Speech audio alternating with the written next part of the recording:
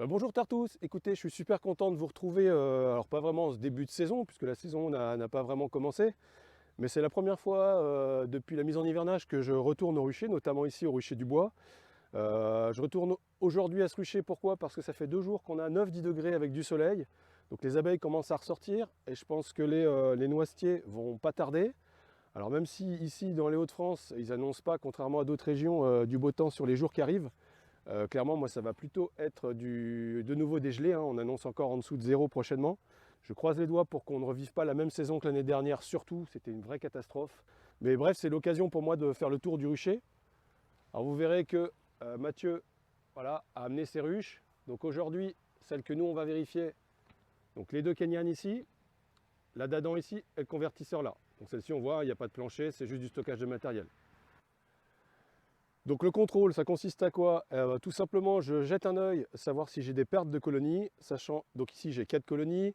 Au total, j'ai hiverné 11 colonies cette année. Voilà, donc je vais essayer de voir si j'ai encore mes 11 colonies ou si j'ai de la perte. Et puis je vais surtout faire l'état des réserves. Alors pour la dadan et le convertisseur, je vais peut-être tenter de sous-peser. Voilà. Par contre, vous aurez compris que pour ce qui est des Kenyan, c'est juste impossible. Voilà, elles font déjà le poids d'un âne mort. En plus, elles ne sont pas toutes pareilles. Bon, ces deux-là, je pense qu'elles sont de même conception, mais j'en ai des plus longues. J'en ai en 120, comme celle-ci, elles font 120, je crois, de longueur, ou 105, même 105 celle-ci. J'en ai en 120 ou 130. Bref, puis j'ai pas envie de me casser le dos, quoi. Donc je vais surtout me fier aux observations que j'avais pu faire lors de ma visite avant l'hivernage, puisque l'année dernière, si vous m'avez suivi, avant l'hivernage, j'avais dû nourrir pas mal de colonies. On avait eu pas mal de problèmes en fin de saison. Donc celles qui étaient bien sèches, celles-ci, je vais être très attentif. Pour celles qui étaient bien chargées, bien populeuses en réserve, je vais juste voir si visuellement au niveau des vitres, je vois encore des réserves, voilà, s'il y a encore du miel. Et puis en fonction, je placerai du candy. Donc, parce que bien évidemment, à cette période de l'année, on n'est pas encore au sirop, c'est du candy. Voilà, écoutez, on va faire ça ensemble ici, et puis on verra pour les autres ruchers. Allons-y. Alors, comme la température le permet et ça sort, voilà, je ne vais pas avoir besoin de tapoter sur les canyons. Je vois bien qu'il reste des abeilles. Bon, on va jeter un œil quand même par les vitres pour voir si c'est populé ou pas. Voilà, au niveau de la dadan, pareil. Voilà, j'ai de l'activité. C'est pas énorme, c'est fébrile. Et enfin, sur le convertisseur, voilà, j'en ai vu une ou deux entrer sortir. Donc il y a de la vie. Donc sur la première qui est ma ruche Mulder. Donc là j'ai encore des réserves ici, un petit peu là. On voit que c'est encore grappé, c'est pas une très très grosse colonie, mais bon, ça va. Donc là j'ai encore du miel jusqu'ici. Donc celle-ci je vais pas nourrir. Voilà, je touche à rien, je reviendrai faire un tour dans quelques jours. Voilà, parce qu'elles vont encore jusque les rayons. Si encore elles étaient vraiment éloignées et qu'elles étaient grappées là, je les aiderais peut-être en mettant directement au-dessus de la grappe. Mais là elles y ont accès encore, hein. Là elles sont sur des rayons où il y a des réserves. Donc celle-ci, je touche à rien. Je vais jeter un œil si le bois il n'a pas trop gonflé à la glissière pour voir si effectivement elle a des opercules pour se nourrir. Voilà, on voit bien qu'elles viennent jusque là, hein, chercher le miel, donc pas de souci. On passe à la suivante, la ruche crayon.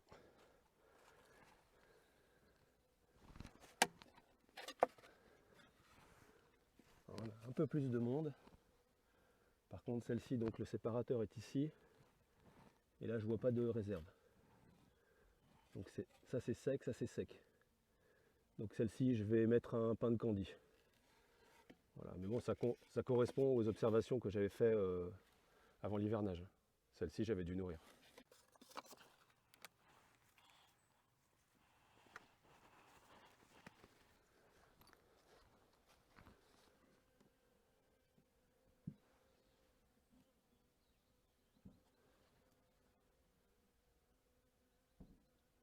Ouais, c'est moyen, hein. Je pense que dans le doute je vais mettre la moitié d'un pain sur celle-ci. Et enfin le convertisseur, où là j'ai mis plus de doutes. Ouais, ouais, ça c'est léger. Donc ça, je vais nourrir.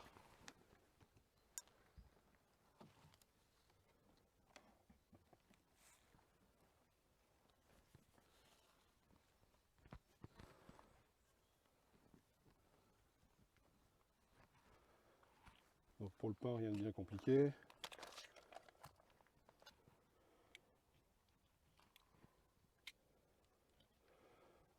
Un trou, voilà, un cercle au centre. Donc je les avais mis à température ambiante à la maison avant de partir. Voilà, de façon à ce que le candy soit malléable. Voilà, je l'écarte, je place mon muselet.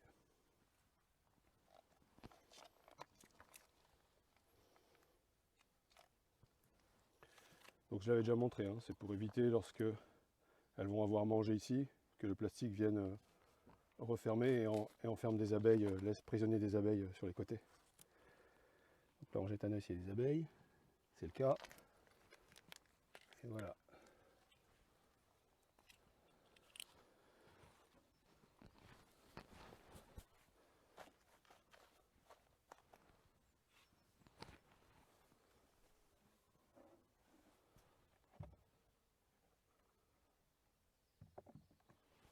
Intervention rapide. Hein.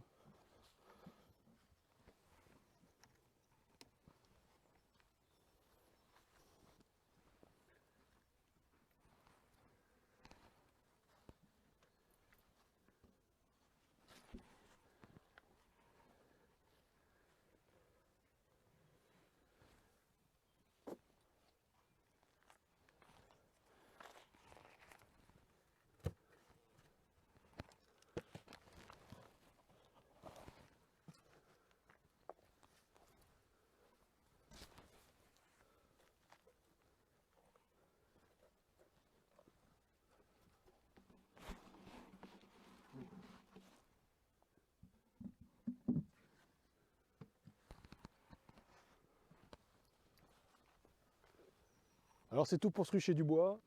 Finalement, sur celle-ci, donc la Mulder, qui avait encore, on voit des réserves sur les rayons un petit peu. Voilà, pour me rassurer, je ne dis pas que c'est ce qu'il faut faire, mais j'ai quand même placé un pain de candy voilà, en sécurité parce que en fait, je ne suis pas sûr de pouvoir revenir prochainement, d'autant que les températures annoncées sont pas terribles. Donc on a de la vie sur les 4. On va en profiter pour faire un tour, tant qu'on est là, du rucher des colonies de Mathieu. Donc pareil, il y a de l'activité.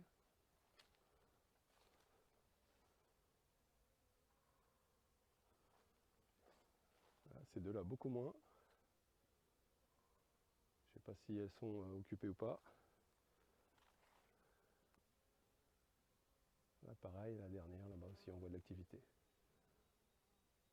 Par contre, je ne vais pas trop traîner parce que généralement, les abeilles de Mathieu ont un foutu caractère. Elles sont à ton image, Mathieu. Voilà, bref. Eh ben, écoutez, je pense pouvoir faire encore aujourd'hui le rucher de la maison. Et puis pour le rucher de chez maman, je pense qu'on verra demain. Donc là, on arrive sur le rucher de la maison. Donc première ruche, la ruche Ross. J'ai un petit peu d'activité. Voilà, on va jeter un œil ensemble.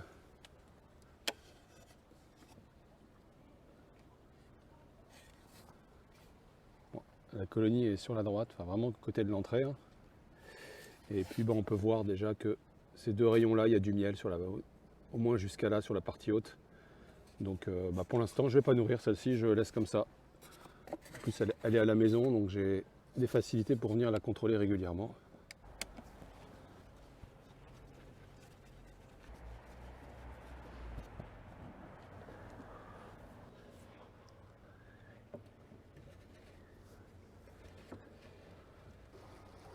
La suivante, la rue Julie.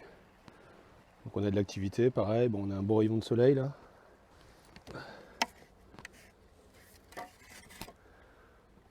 Bon, elles m'ont bien celle Caron, alors elle est bien populeuse celle-ci. Donc là ça va être difficile de voir. Là, les trois rayons que je vois ici avant le séparateur sont secs. Là où elle est, c'est difficile. Devant, ça a l'air sec aussi, là. Donc celle-ci, je pense que je vais nourrir un peu. Dans le doute, je verrai bien, comme ça à la maison, je viendrai voir si elle consomme ou pas. Bon voilà, c'est fini également avec ce deuxième rucher à la maison. Donc sur les 4 colonies présentes ici à la maison, j'ai fait le choix d'en nourrir 3. Une, clairement c'est sûr, elle en a besoin. Les 2 autres, comme la ruche Mulder au rucher du bois, je pense que c'est plus pour me rassurer. Donc je dis pas que c'est ce qu'il faut faire, hein. Chacun fait comme il veut. Je vous partage ce que je fais et on verra ce que ça donne. Donc on a la ruche Julie, la ruche Chanel, qui pour moi n'ont peut-être pas besoin, mais voilà, pour me rassurer j'ai mis, et la ruche Irina, clairement qui avait besoin. Et on a la ruche Ross qui se porte très bien, il y a encore des réserves, tout va bien. Donc il me reste à faire le rucher chez maman, je n'aurai pas le temps de le faire aujourd'hui, c'est dommage parce que la météo est bonne, alors que demain ça risque d'être de la pluie. Mais bon, tant pis, je fais comme je peux. Donc j'irai demain, sachant que pour vous, bah, c'est tout de suite. Bon donc nous voilà le lendemain, comme c'était annoncé, le temps est pourri, il pleut, il y a du vent. Donc je vais essayer de faire ça assez rapidement, puisque voilà, je filme avec mon téléphone, même s'il est censé être étanche, voilà, comme aurait dit ma grand-mère, après Ch'tila, j'ai les moyens d'aller sans. Donc aujourd'hui, je vois cette colonie-là, je sais déjà, avant même de regarder, je sais que je vais devoir nourrir. Voilà. J'ai, hop, là-bas, j'ai la petite ruche de transport. Oh, voilà, j'ai la petite ruche de transport qui est là-bas, où là, normalement, ça se passe bien. Et au bout, là, je vais regarder par curiosité, mais normalement, il n'y a rien à faire. Donc, bah, je pense pas que je vais me filmer, hein. Vous m'avez vu... Vous m'avez déjà vu mettre un pain de candy, hein, c'est pas bien compliqué, vous me faites confiance, je vais aller mettre mon téléphone à l'abri. Alors on est maintenant 15 jours, 3 semaines après la pose des derniers sacs de candy, puisque quand vous voyez les poser sur la vidéo, on était le 9 et le 10 février, aujourd'hui on est le 28. J'ai pris un peu de retard pour 2 raisons. La première, c'est parce que ça me caractérise, c'est comme d'habitude, voilà. La seconde, c'est qu'on a essuyé ici dans les Hauts-de-France et chez nos amis et voisins belges, une tempête voilà, où on a craint d'avoir beaucoup de dégâts. Au final, on s'en sort pas si mal, même si on va avoir pas mal de taf, puisqu'on était allé avec Mathieu sécuriser notamment le rucher du bois, en sanglant toutes les dadans.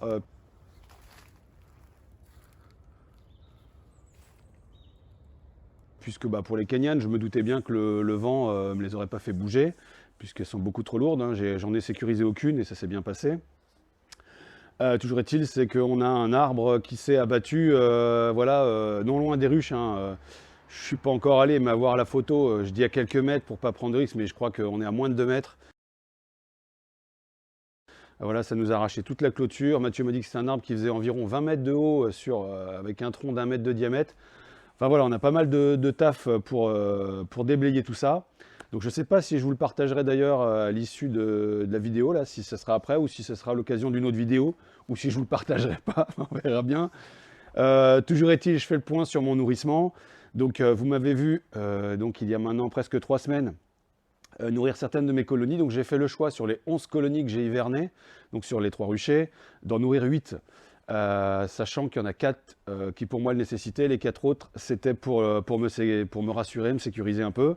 Et puis bah, le temps m'a donné raison, puisque là on est, je vous dis, quasiment 3 semaines après ce nourrissement, et à part les 4 colonies concernées, et encore je trouve que c'est timide hein, dans les sachets de candy, les autres on touche à rien du tout. Donc voilà, je continue à être attentif à ça, puisqu'on a aujourd'hui une belle journée, mais c'est en dents de scie, quoi. On a tantôt une belle journée, après ça gèle, après on a de la pluie, enfin voilà quoi. Je vous le rappelle pas, mais bon, c'est le Nord, quoi. Ensuite, bah, je profite de l'occasion pour partager avec vous mes petits objectifs 2022 pour cette saison, qui, je l'espère, sera bien mieux que la saison précédente. Donc rien d'extraordinaire. J'ai toujours dans l'objectif premier de poursuivre l'assainissement de mes colonies. Donc il me reste quelques cires bien noires, notamment sur des colonies ici au rucher à la maison. Donc tout ça, je vais épurer, voilà, je vais tout dégager cette année. Pour mon cheptel, j'ai dit que je me limiterais à 10 colonies, une dizaine de colonies. C'est le cas, j'irai pas au-delà, voilà, c'est très bien, ça correspond au plaisir que j'ai à m'occuper des abeilles. Je pense qu'au-delà en Kenyan, ça deviendrait vite trop énergivore. Et puis voilà, il faut que je consacre du temps à autre chose, notamment à ma famille. J'espère pouvoir tenir ma promesse et partager avec vous la quasi-totalité de ma saison au rucher du bois. Donc j'y ai actuellement mes 2 Kenyan, la Dadan et le convertisseur.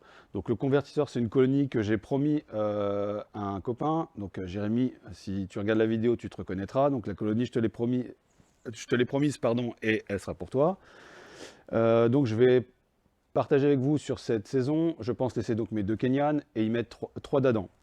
sachant qu'il pourrait être intéressant aussi lorsqu'il sera là de suivre les colonies de Mathieu que vous avez vues sur la vidéo, puisque les colonies où il y a pas mal d'activités, là notamment la dernière où l'arbre est tombé à côté, ce sont des rennes F1 issues donc des rennes qu'on a achetées à l'association Abeilles Noires des Hauts-de-France, qui lutte ici régionalement pour le maintien de l'abeille endémique. Ah bah écoutez, c'est tout pour moi aujourd'hui.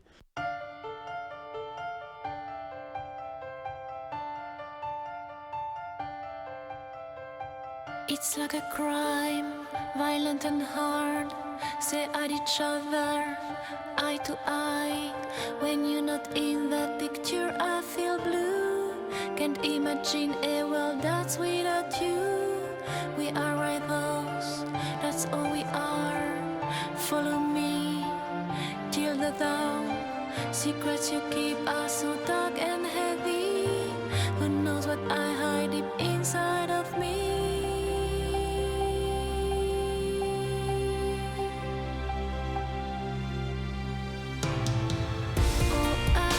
Sorry for nights we can't explore. Oh, you feel sorry when you can't erase. Voilà, je me filme ici que 2 minutes, voilà, c'était pour vous montrer quand même suite à la tempête. Ah, puis je vais pas trop me filmer d'ailleurs parce que je suis plein de sueur. Donc voilà un peu. Voilà, après aujourd'hui on a passé une demi-journée de taf à 5. Enfin, on va dire à 3,5 parce que les jeunes, je les compte pas trop. Et bref, sachant que Mathieu et son père étaient déjà venus faire le gros du boulot. Donc là un peu l'arbre qui était tombé, donc on voit bien là, si je me mets dans l'alignement de cet arbre, il faisait environ 25 mètres de long. Voilà, on était pile poil sur la clôture. Et donc les ruches qui étaient là, bon, finalement il y en a qui ont mangé quand même, hein. Il y a 2 toits qui ont éclaté. Rien pour la colonie. Donc ils ont été remplacés sur les ruches à Mathieu là-bas par des toits plats. Et puis donc ici, ce côté Kenyan, on n'a rien eu du tout. Donc on a profité pour faire un peu de nettoyage au niveau du rucher. Là, on a recyclé un petit peu. Reste à mettre un plateau pour la table. Et là, au niveau des miennes, j'ai un toit là qui a morflé un petit peu là. Rien de bien méchant. Et je vous dis là, Mathieu, il y en a 2 qui ont eu les mêmes. Hein. C'était des toits, voilà, c'était ça exactement. Il y a 2 toits comme ça qui ont été éclatés. Donc voilà pour le taf qui a été fait aujourd'hui. Moi je suis super content qu'on ait pu déblayer. On va reconsolider un petit peu la clôture ici pour sécuriser parce qu'il y a quand même pas mal d'animaux sauvages dont le sanglier. Et puis bah, là l'arbre, je sais pas si vous n'allez pas avoir un contre-jour avec le soleil. Hop, j'essaie de mettre en main. Enfin, c'est un sacré morceau. Voilà pour la tempête. Et ben, je pense que je vous mettrai ça en fin de vidéo. Donc si je ne vous l'ai pas déjà dit, ben, je vous dis à bientôt. Et d'ici là, portez-vous bien.